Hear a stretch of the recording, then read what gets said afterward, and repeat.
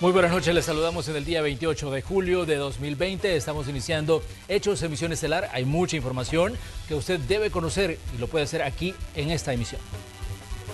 Así es, muy buenas noches, qué gusto que nos acompañe. Bienvenidos. En la próxima hora vamos a conocer las noticias más importantes de este día. Definitivamente, así que los saludamos a todos y también a los que nos sintonizan a través de nuestra señal de Facebook Live. Vamos a iniciar con nuestros titulares. Bienvenidos. Gobierno enfrenta la renuncia de otro de sus funcionarios. Nelson Fuentes dejó su cargo como ministro de Hacienda y la cartera de Estado ya tiene nuevo titular. Mañana se conocerá la resolución en el proceso judicial contra el exministro de la Defensa David Munguía Payés por su presunta participación en la tregua entre pandillas. Los automovilistas dejarán de pagar desde hoy el impuesto con el que se financiaba el subsidio al transporte colectivo. Ya le contamos.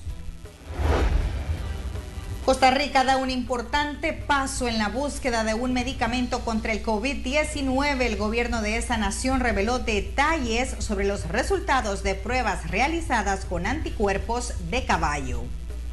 Comenzamos con el detalle de las noticias. Tras 12 años de su aprobación, un impuesto a la gasolina ha quedado sin efecto. En el siguiente informe, los detalles sobre esta noticia que va a beneficiar a los consumidores de este rubro. Desde este martes 28 de julio, el precio de la gasolina ya no incluye los 10 centavos por galón que se pagaban como impuesto para subsidiar al transporte público. Una ley que fue aprobada en calidad de transitoria, pero que se mantuvo vigente desde el año 2007, tras la renovación de la misma año con año. Sin embargo, la última vez, en diciembre de 2019, solo se contempló para 6 meses más. Cualquier cobro de ese impuesto que consistía en tasar con 10 centavos de dólar por cada galón de combustible era completamente ilegal. Espero yo que no haya ningún partido político, creería yo, que esté dispuesto, espero que ni siquiera el mío, que esté dispuesto a tasar con un nuevo impuesto a los salvadoreños para seguir subsidiando un servicio tan deficiente y un servicio que deja mucho que desear. Los grandes beneficiados son los consumidores, al no tener que pagar esos 10 centavos por galón. Esto significa que con un tanque de 10 galones se ahorraría $1 cada vez que llene su vehículo. La verdad, creería yo que al que consume, por decirlo, en bastante cantidad a diario, sí le va a ayudar. Lo veo beneficioso porque aparte que a veces nos cobran lo del fobial y todo eso, sería quizás a pagar más, un poquito menos de gasolina. Sí, sería bueno. Sí, le van a ayudar al transporte público, ¿verdad? Y sería un beneficio para nosotros también. Pero al no prorrogar esta ley, por el momento no habrá subsidio para pagar a los empresarios. $200 por microbús y $400 por autobús, que mantuvo hasta la fecha una tarifa entre los 20 y 35 centavos de dólar en este sistema de transporte. Estamos como Mesa Nacional de Transporte en estos momentos en pláticas con el Ministerio de Obras Públicas para poder lograr un ajuste tarifario y así poder iniciar el transporte colectivo de pasajeros sus labores en la fase 2. La última propuesta de los empresarios del transporte público fue incluso incrementar en un 200% lo que reciben como subsidio. Piden $600 por microbús y $1,200 por autobús. Imágenes y reporte de Néstor Hernández, Noticiero Hechos.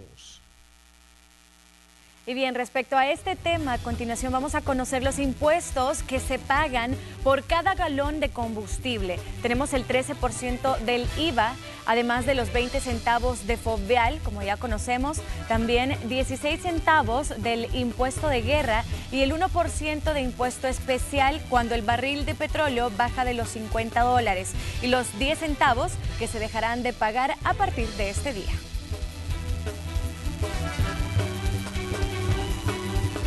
Bien, esta tarde se conoció la renuncia del economista Nelson Fuentes como ministro de Hacienda y en su lugar fue nombrado casi de inmediato Alejandro Zelaya, quien fungía como viceministro de Ingresos. Nelson Fuentes venía ocupando ese cargo desde el anterior gobierno del partido FMLN y continuó durante este primer año de la administración del presidente Nayib Bukele. Según se informó, tomó la decisión de separarse del cargo por motivos de carácter personal. Sectores políticos han reaccionado ante la decisión tomada por Nelson Fuentes. Tiende a ser una persona con la misma talla del ministro de Hacienda, con ese alto grado de tolerancia, porque en esto hay cuestionamientos fuertes. Acuerden que son las finanzas del Estado y la persona que llegue debe tener el pleno conocimiento el técnico.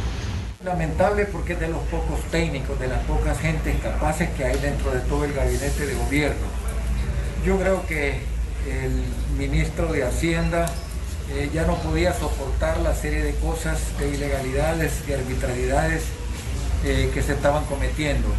El que vayan a poner no vaya a ser más complicado en la situación de la rendición de cuentas y la presentación del presupuesto extraordinario.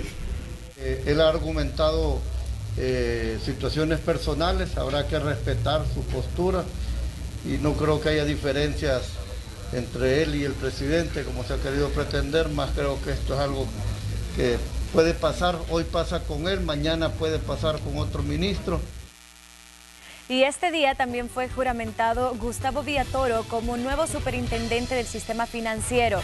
Él se venía desempeñando como director de aduanas y esta última institución estará a cargo de Samadi Martínez, quien también fue juramentada como directora de aduanas. Además, fue nombrado como nuevo viceministro de Ingresos Douglas Pablo Rodríguez Fuentes, quien llenó la vacante que dejó Alejandro Zelaya, que ahora, como acabamos de conocer, es el nuevo ministro de Hacienda.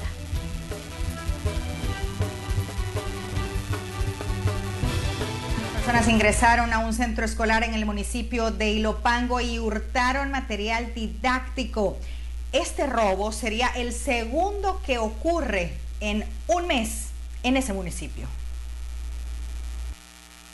Son los daños que dejaron las personas que hurtaron equipo que pertenece a la escuela de la colonia Llano Verde en Ilopango. Ocurrió entre la noche del viernes 25 y la madrugada del sábado 26 de julio. Ingresaron forzando la parte trasera de la bodega. Después, con un cincel, removieron la chapa de la puerta. Dentro de la escuela se dirigieron a la secretaría. Doblaron la puerta para luego ingresar a la dirección. Hurtaron ahí, se robaron lo que es fotocopiadoras, proyectores, lactos, bocinas, radiograbadoras, computadoras de escritorio, dinero en efectivo que teníamos, que era un dinero que estábamos recogiendo para las camisas de promoción de los niños y las niñas de 9º grado. Un avalúo con la Policía Nacional Civil de los de desperdicia era un avalúo aproximado de $6.000, porque también iba incluido ahí la tela de los uniformes del primer uniforme escolar, que nos había sobrado de ese uniforme, también fue robada. Y estamos reparándola gracias a la colaboración de todos los compañeros y compañeras que han dado un aporte económico. Caso contrario, ahí sí tendríamos la institución sin repararla. Con los materiales hurtados, nuevamente salen al corredor del centro escolar y sin mayor contratiempo abren la puerta que colinda con el pasaje de la colonia y escapan con los enseres escolares. La policía ya indaga este caso. O equipos que se llevaron, básicamente son para aprendizaje y obviamente son personas desalmadas, ¿verdad? Que no les interesa más su fin económico, lo cual se sabe de que el que hace la paga, ¿verdad? Entonces ya Dios sabrá qué va a hacer con ellos. Pero este hurto no es el único que ha ocurrido en la zona. Hace 3 meses, al menos 2 restaurantes también fueron saqueados. Y hace 8 semanas, 2 iglesias del casco urbano del municipio. Además, este mes de julio, este sería el segundo centro escolar que fue saqueado. El primero fue el de San Bartolo Norte, con imágenes de Roberto Martínez, Inmar Batres, Noticiero Hechos. Bien, y tenemos más información y veremos cómo un problema en principio que parecía insignificante llegó a un alto grado de intolerancia hasta cometerse un homicidio. El caso se originó hace un año por el robo, escuche usted, de una arroba de abono para cultivos y al final esto ha terminado de una forma trágica. El caso ocurrió en el municipio de Lislique, departamento de La Unión. Una rencilla familiar que se originó hace un año por el supuesto hurto de una arroba de abono. Por eso me dejaron, ni el que dice él que la robé yo, ni él no me decía nada, y el otro que no era nada me andaba pegando. Creo que yo tuve que defenderme. El nivel de intolerancia llegó hasta ocurrir la tragedia. Ellos se molestaron, llegan bajo los efectos del alcohol, él no está bajo los efectos del alcohol, se defiende del ataque de 2 cuñados, ¿verdad?, que se defiende con una cuma y le causa una lesión cortopunzante en el pecho y lo mata. Sí, es cierto, pero como uno tiene que defenderse, yo estaba en mi casa cuando hice eso. Son patrones de conducta violentas, muchas veces heredados cultural e históricamente. Podemos catalogar como una gran intolerancia no poder manejar de otras maneras más efectivas, más adecuadas en las tensiones familiares. Sin embargo, tenemos que ver qué hay detrás, qué estructura de ideas hay detrás de estos eventos. Estamos acostumbrados a que los problemas se resuelven a partir de una actitud violenta, una actitud prepotente, una actitud de matonería. Son historias de vida que se repiten, pero a veces no se cae en la razón. Esto todo el tiempo se han dado y la gente está pasando problemas graves. Hoy no es el tiempo de andar buscando violencia, no, que hay que buscar la paz, hay que buscar la santidad, buscar estar en armonía pues delante de Dios. Porque ¿de qué sirve que por una bona se estén peleando si al final lo que pueden cachar es morirse por estar una cólera, se pueden ir? Y uno tiene que tomar la tolerancia porque en un momentito uno se mete en un problema y después son las consecuencias de la vida, ¿verdad? No hay respeto los unos hacia los otros, a veces no tenemos respeto hacia los demás y no tenemos paciencia. Son reglas y antivalores institucionalizados en la sociedad, patrones que hay que revertir. A nivel de salud mental no solo tenemos que preocuparnos por aprender a ser más tolerantes, aprender a tener pensamientos más racionales, más tibios, más centrados, sino que también tenemos que cambiar los valores o las reglas familiares con las que funcionamos. Reglas donde la violencia, donde ir escalando la agresividad, y quien aguante más agresividad o explotar más será el que termina ganando y no la razón, la verdad o mucho menos la estructura de justicia. Otro caso que deja en evidencia la ausencia de políticas y programas de salud mental hacia una población atacada históricamente por la violencia. Con imágenes de Ricardo Tovar, un reporte de Luis Alberto López. Hoy se llevó a cabo la audiencia inicial en contra del exministro de la Defensa David Munguía Payés en medio de una jornada en la que sus abogados defensores aseguraron que los delitos de los que se le acusan ya prescribieron. Ernesto Cornejo con los detalles. Vamos a darle permiso porque él va a derecho.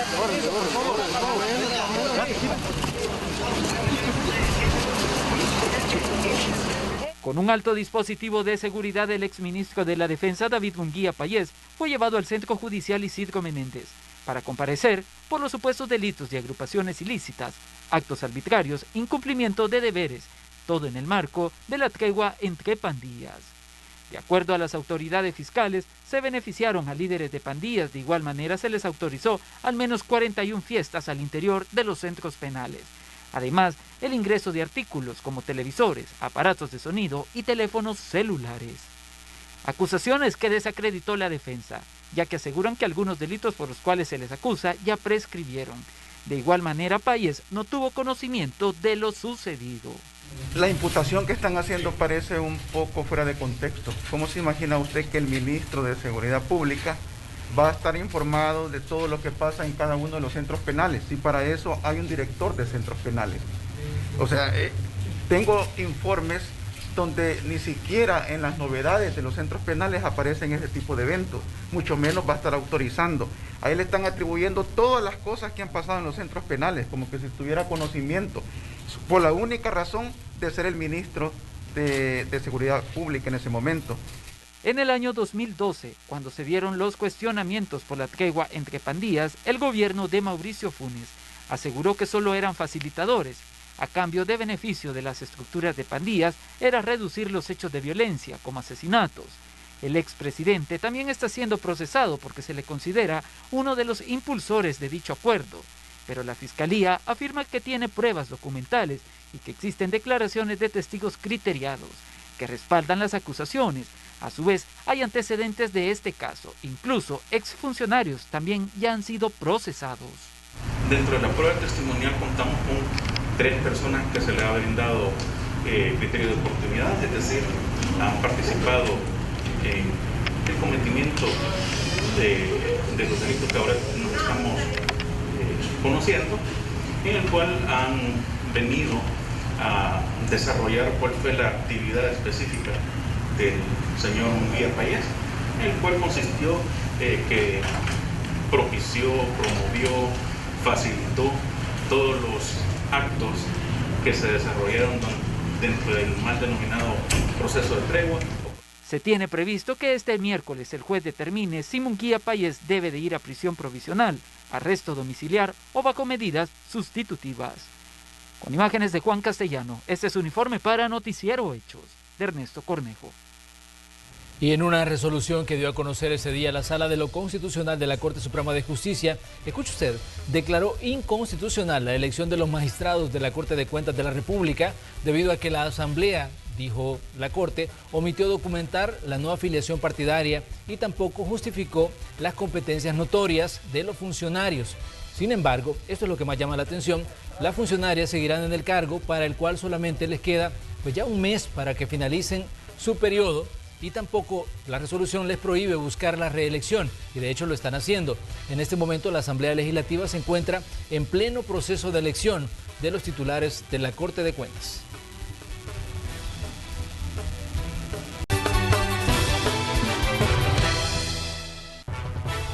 Costa Rica es noticia debido a los avances científicos por su lucha contra el COVID-19. Esta y otras informaciones en el siguiente resumen. Veamos. Costa Rica anunció que una formulación a base de anticuerpos equinos creada en el país es capaz de neutralizar el COVID-19 y que próximamente se llevarán a cabo ensayos clínicos en pacientes humanos para ratificar su efectividad. Una de las formulaciones ataca una proteína específica del virus que es la que se encarga de infectar y que se replique. La otra formulación ataca otras proteínas del COVID-19. El laboratorio estadounidense Pfizer anunció que comenzó la última etapa de pruebas de su posible vacuna contra el coronavirus. La empresa, en conjunto con una alemana, explicó que en la fase participarán hasta 30,000 personas distribuidas en 120 locaciones a nivel global. Entre ellas se cuenta con Estados Unidos, Argentina, Brasil y Alemania. Ante la posibilidad de tener a futuro la posible vacuna contra el COVID-19, el gobierno de Honduras firmó una carta de interés con la Alianza para la Vacunación Gavi para tener acceso a una vacuna a un precio accesible, tomando en cuenta la participación de la OPS. Gavi es una asociación mundial cuyo objetivo es mejorar el acceso a la vacunación.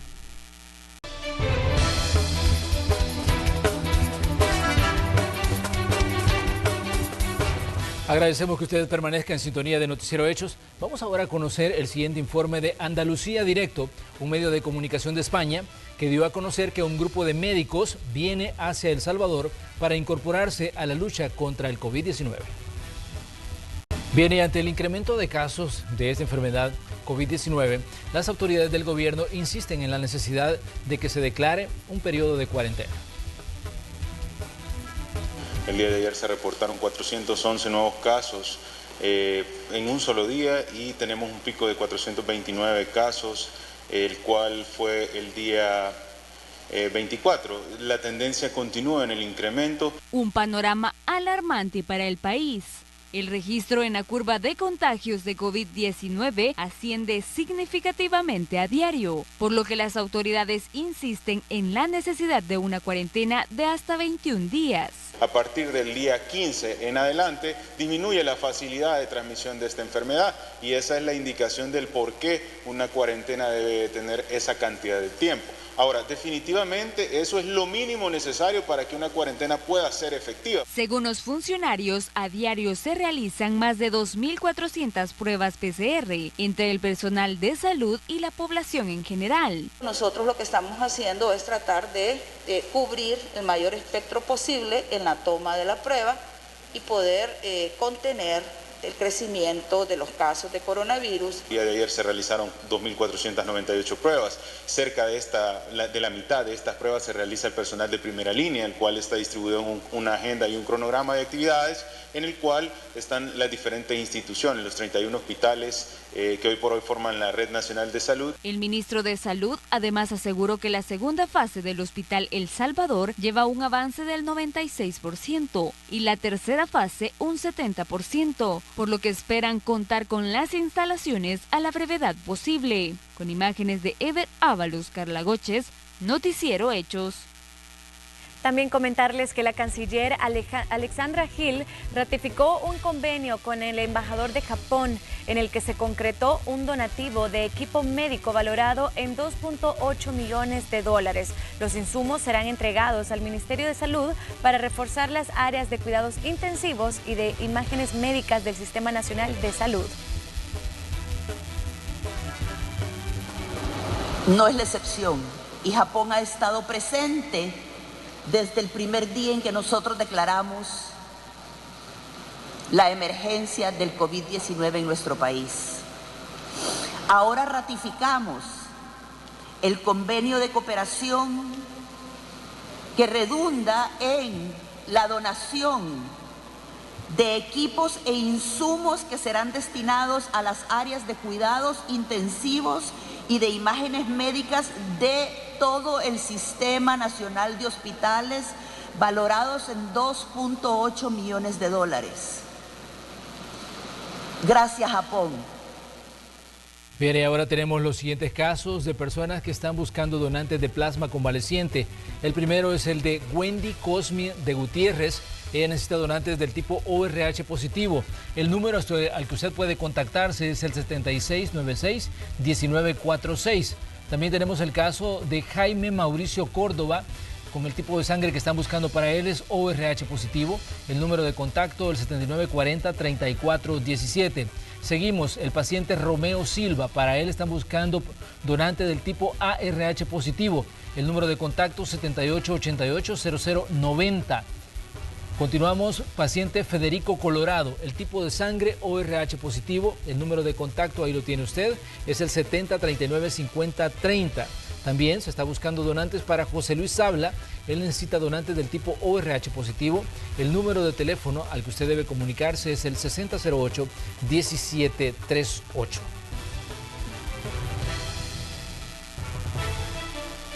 También tenemos información de carácter empresarial. Comprometidos con el desarrollo del comercio electrónico en el país, Banco Agrícola lanza Wompi, una nueva pasarela de pagos que le permitirá a las personas y pequeños comercios reinventar su negocio y vender sus productos con solo enviar un enlace a sus compradores a través de redes sociales. Para hacer uso de esta buena modalidad se debe contar con una cuenta de Banco Agrícola. Esta puede ser cuenta digital o cuenta fácil, la cual pueden gestionar a través de la app Banca Móvil. Usar Wompi es muy sencillo. Ingresen a la página www.wompi.sv, crean su usuario, crean su aplicativo. Un aplicativo es dependiendo del tipo de comercio. Alguien que quiera vender en redes sociales y también en e-commerce, le puede interesar poder saber por dónde le están llegando los pagos. Entonces, en ese caso, generaría dos aplicativos y después generan el tipo de cobro que quieren hacer. Por eso los invito a que usen Wompi y sigamos juntos reinventándonos y avanzando. Haremos una breve pausa comercial y ya volvemos.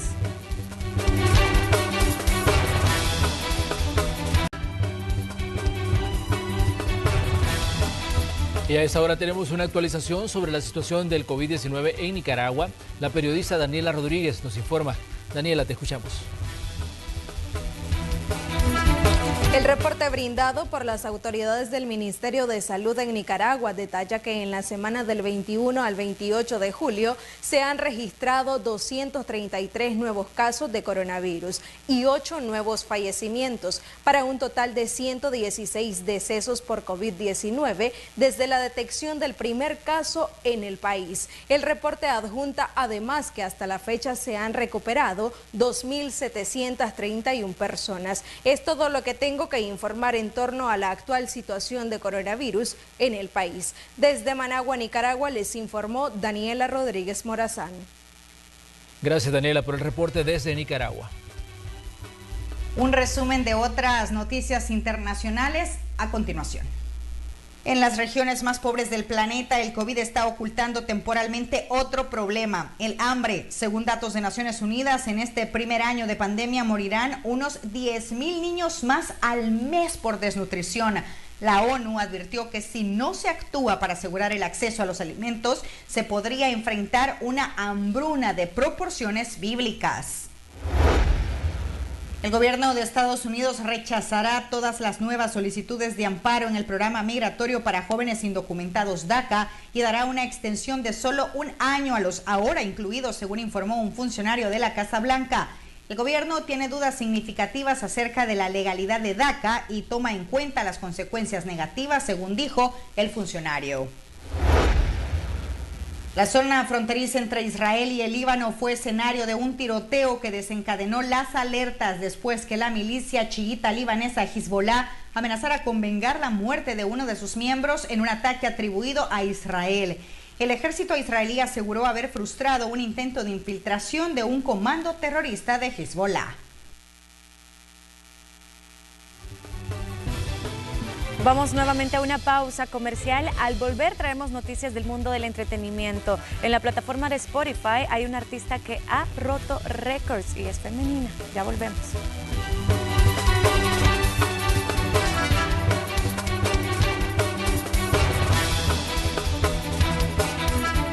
Bien, y también les queremos contar que mañana en el espacio de la entrevista, eso de las 6:30 de la mañana, estaremos conversando aquí en Noticiero Hechos con el ministro de Salud, el doctor Francisco Alaví.